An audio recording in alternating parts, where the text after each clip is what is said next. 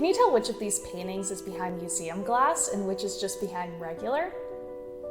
Well, I think it's obvious to see that this original watercolor by William Brimner is behind the more expensive museum glass. We need to use glass to protect paintings done in watercolor and pastels because they do not have protective binders like acrylic or oil paints. Without protective glass, they could smudge, fade, or degrade over time. Since both watercolor and pastels are done on paper, they're vulnerable to moisture damage and light damage.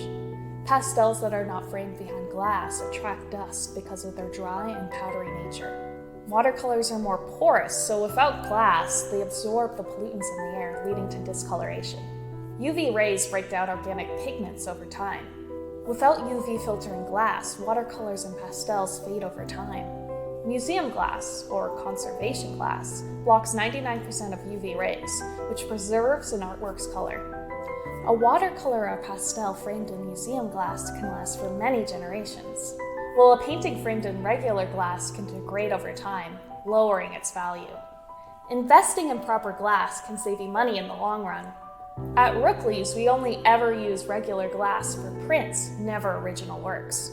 A way to tell that your piece is behind museum glass is if your reflections are in a green or purple hue. In terms of presentation, regular glass can show obvious glare and reflections, as seen in these prints.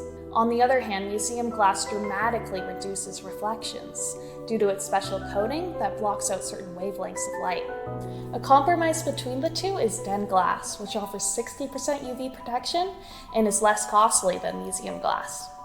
If you frame your pieces behind the right glass, you can greatly extend their lifespan and their beauty.